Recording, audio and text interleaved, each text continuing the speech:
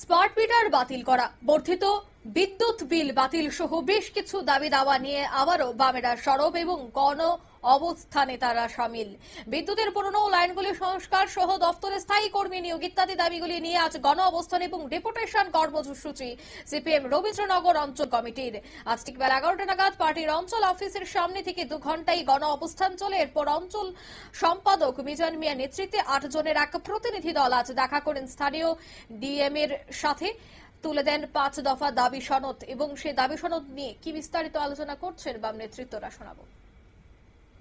ত্রিপুরার যে সর্বত্র দেখা যাচ্ছে যে বিদ্যুৎ যদি চলে যায় আর আসার খবর নেই, তার প্রতিবাদে এবং বিদ্যুতের পুরনো লাইনগুলোকে সারাই করার জন্য এবং দপ্তরে স্থায়ী কর্মী নিয়োগ করার প্রশ্নে আমরা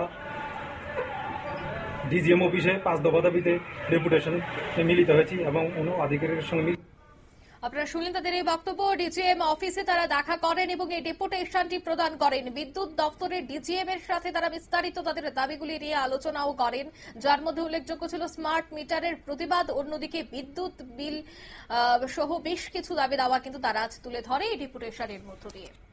নিয়ে নিচ্ছে ছোট্ট একটি বিজ্ঞাপন বিরতির সঙ্গে থাকুন।